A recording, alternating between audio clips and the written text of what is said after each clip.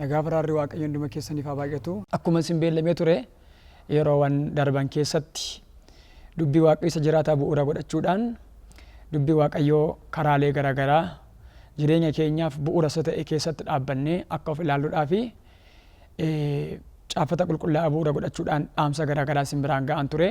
Arras yeroo darban irra dhaabadhee haalota gara fuulduraaf namoota keessumaa yeroo kana keessatti kallattiiwwan garaagaraa lapheen isaanii dadhabee jiru tokkoof sagalee tokko isinii hiruun barbaada. Sagal qabaa bu'uura hunda keenyaaf kan ta'e sagalee waaqayyo keessaatti macaafa qulqulluu isinii dubbisataniinanii gara yaada qabuutti darba. Sagalee waaqayyo keessaa Luqaas boqonnaa 1 lakkoofsa 1 qabee nan dubbisa akkas jedha maqaa Yesuusiini.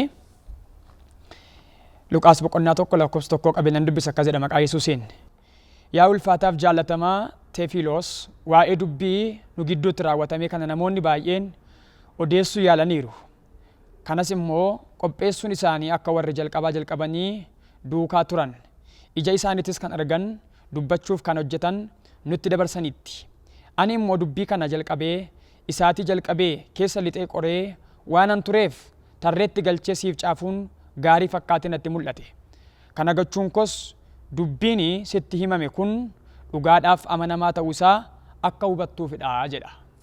Waaqayyo maqaan isaa eebbifamu. Kutaa kana keessatti namoota lamaatu yaada wal jijjiira. Innis abbaa barreessaa kana Luqaasiifiin nama jaallatamaa ulfaataa kan ta'e nama Teefiloos nama jedhamudha. Namoota kana lamaan gidduu kan jiru hariiroo hojii waaqayyooti. Kana kan dhugaa ba'u immoo jechuma ammaarraa argina isaan gafaa.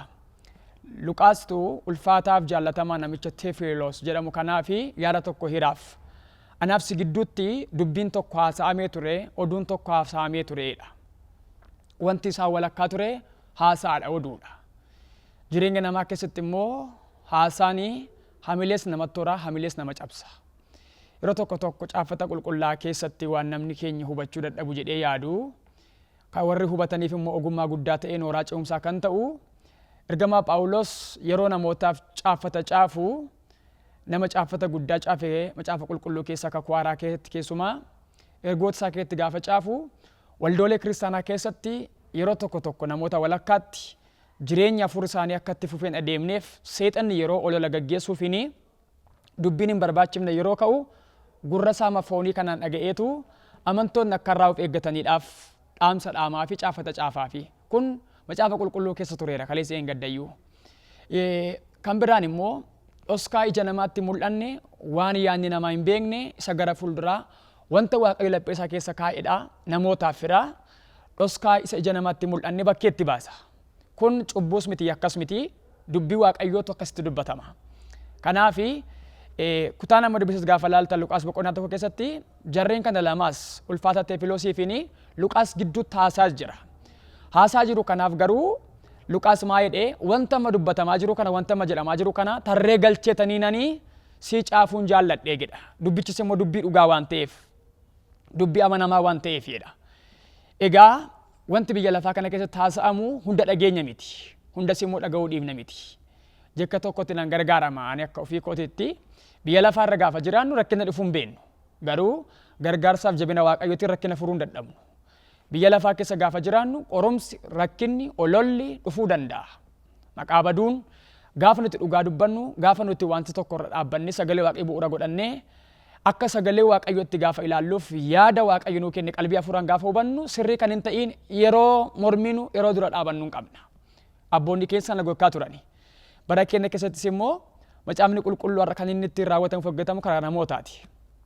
Yeroo darbee akka lakkoofsa Itoophiyaatti bara 2017 ji'a jalqabaa keessa mata duree of eeggadhaa jedhuunanii karaa sooshaal miidiyaa waldaa agarsiistuu mootummaa waaqayyo isin biraan ga'een ture.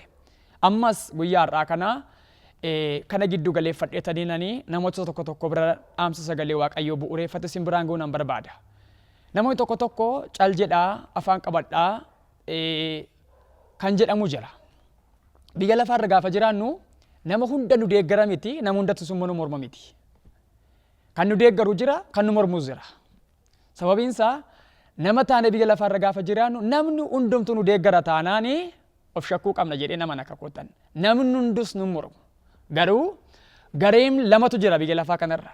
Garee warra dhugaa beekaniif garee warra dhugaa mormaniitu jira. nama taanee biyya lafarra gaafa jiraannu namni hundumtiyyuu gara keenya hin ta'u. Dhugaan nu keessa gara yoo ta'e garee dhugaatu nu wajjin hiriiree hojii waaqayyoo eeggatan nu deeggara. Isaan deeggarras. Sobatu immoo nama tokko keessa jira taananii garee sobduufiin warra soba barbaadaniif soba eeggatantu duukaa hiriira. Waan an dubbadheef qaba jecha kana yeroo darban keessatti of eeggadha yeroo isiniin jedhee dhaamsa karaa sagalee waaqayyoo bu'uura godhatee jireenya namootaa baay'ee irratti dhiibbaa guddaa fiduuf deemuuf akka jiru akkuma qalbii afuuraattis akka nama tokkoottis akkuma galgaayii tokkoottis dubbachuun kan nurraa eegamu tokko afaan guutee haasa'eera.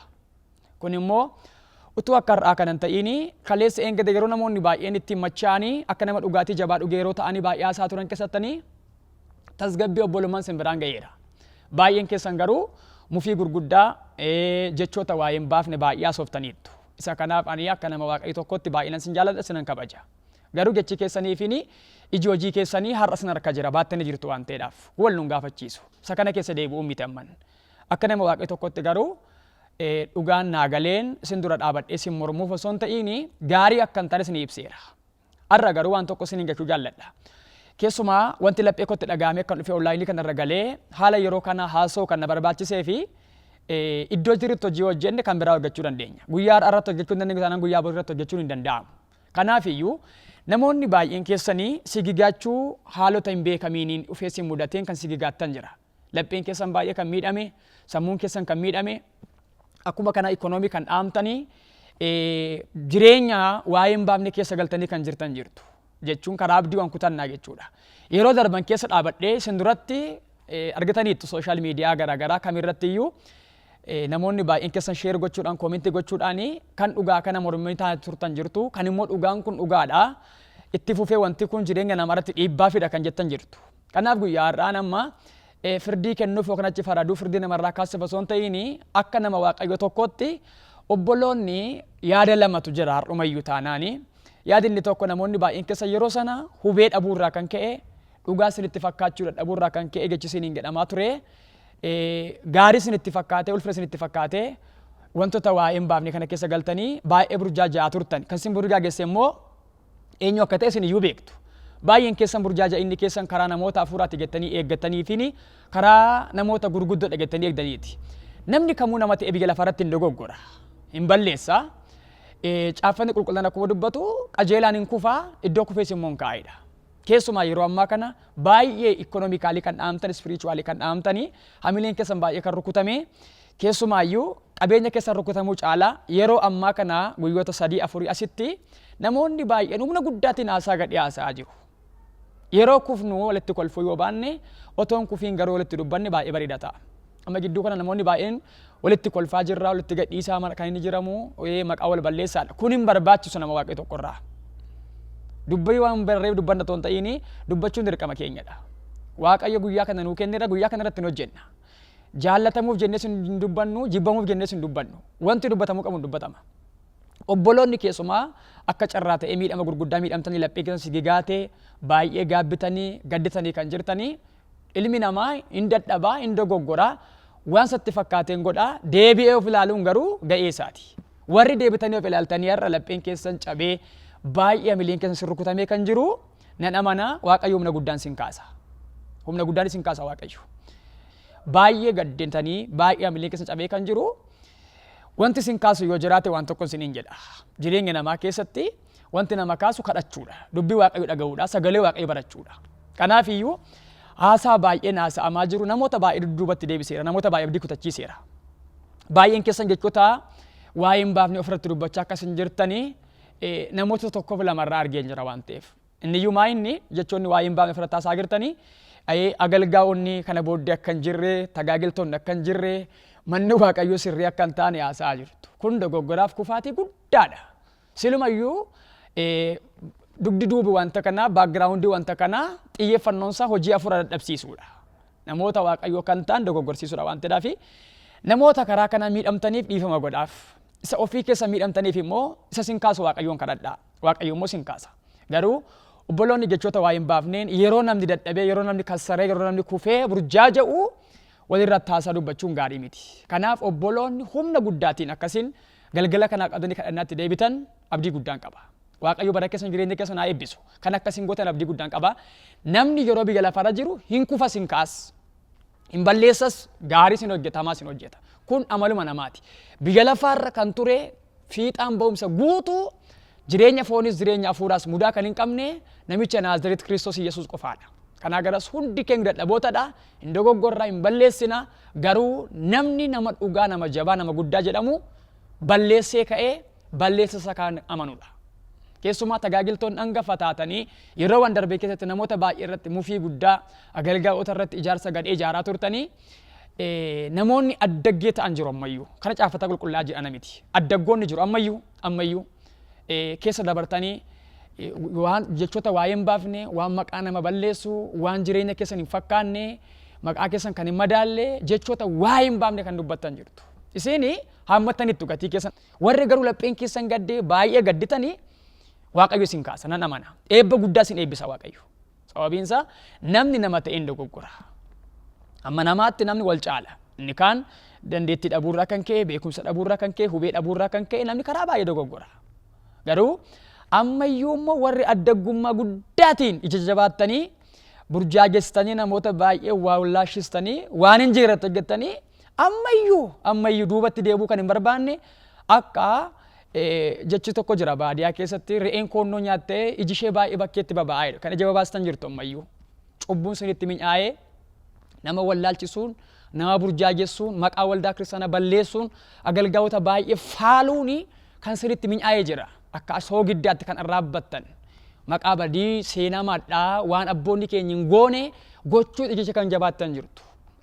Salatu haammattaniittu gatii keessan ganaa salphattu isin warra addaggoonni. Dhuguman isin hin jedhan addaggee kan jedhu sagalee Waaqayyooti. Maal jedhe Waaqayyo guyyaa tokko saba Israa'eliitiin iyyuu mata jabina keessanii fedhe miti Waaqayyo dabarsee isin kenneedha. Mata jabinni takka kufaatii gadhee fida.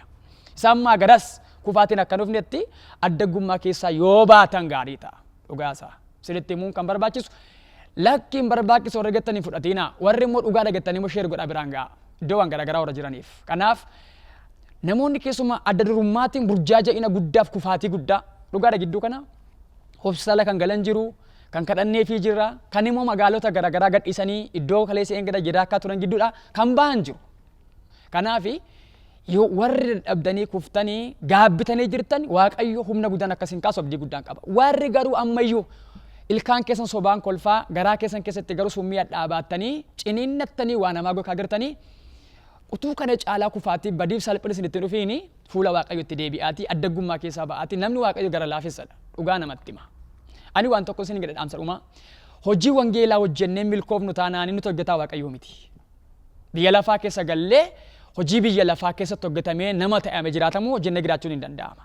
Kanaafiyyuu burjaajessuurraa of eeggannee hamilee guddaatiin deebitanii akkasiin kaataa warri dadhabdan lapheen keessanii abdii guddaan qaba. Waaqayyo bara keessan jireenya keessan haa eebbisu. Otoon dadhabiin utuu lapheen keessan kana qalan sigigaatiin haraara kadhadhaa fuula Waaqayyotti deebi'a. Ofii keessan irratti warri yaadan taane dubbattan haraara kanan isiniin jedhu kanaafidha. Ofii keessan akka nama waa'ee hin baafneetti, akka nama dadhabaatti, akka nama kufaatti of lakkaa kan jirtanii har'a dadhabuun, har'a dogoggoruun, har'a kassaruun bor kassaruu miti. Waaqayyo humna guddaan sin kaasa. Kanaaf obboloonni keessumaa namoota nu hangafu jettanii yaaddanii hooggantoota waldaa kiristaanaa jettanii dadhabdan jabaadhaa ka'a Waaqayyo immoo isin kaasa kan gara fuulduraaf garuu barumsa guddaa akkasii ta'u abdii guddaan qaba. Lapheen keessan kan dadhabe dhuguma dhageessanii kan jirtan sagalee kan amma gaafa isinitti dubbadhu Waaqayyo jajjabina isiniif haa kennu. Humna isiniif haa kennu Waaqayyo. Yeroo darbee san of eeggadhaa yeroo isiniin jedhee fakkiinsa hoolaadha keessisaa garuu namoota baay'ee butate kuni butaan kana caalu hin jiru. Namni gaafa horii dhabu of ajjeessa mitiire horii gaafa dhabu namni waan baay'ee of godha. Isan qabne iyyuu fudhachuuf fiigaa jira malee dhaloonni keenya ammaa kun isa qabu gatuu hin qabu. Kan sin gachisiise immoo hubannoo dhabuufiini namoota inni hamaan sun itti gargaaramedha. Dhugaa masaa. Hattuus haa ta'u, seexanas haa ta'u, eenyuyyuu haa ta'u. Kanaaf lapheen keessan garuu galgala kanaa qabee haa fayyu. Siniin kadhadha maqaa Yesuusiin annan kadhadha. Hundi nan deeggaru hundis nin mormu. Ana miti Kiristoos Yesuusiin iyyuu hundi mormine hundi hin deeggarre. Gooftaa Yesuus galannii fulfinni guddaan siif haa ta'u. Gaarummaa kee oolmaa kee hundumaaf si haa galatu. Lapheen isaanii dadhabee baay'ee gaddanii kan jiran, dadhabanii kan jiran. Wanta amma xinnoo fakkaatu kun keessumaa hoggantoota wangeelaa, paastoroota, raajota, luboota, namoota afuuraa warra ta'an hin fakkaatu ta'uu danda'a amma gaafan kadhadhu nama qoosuuf galuu dhiisuu danda'a. Nama amantiidhaan kadhateef garuu maqaa Yesuus Kiristoos namicha Naaziriitiin dadhabbiin kun ba'aan kun irraa kan ka'e haa ta'u. aarii guddinarraa kan ka'e, dhiphinarraa kan ka'e, lapheen isaanii baay'ee dadhabee, coggaarraan isaanii laaxamee baay'ee gaddaa mudhukaa kan jiran maqaa Kiristoos Iyyesuusin afurri keessaan haaressu. Qabeenyi hin dabarre hin dhumne badhaadhummaan lafaaf waaqarraa harka kee jira.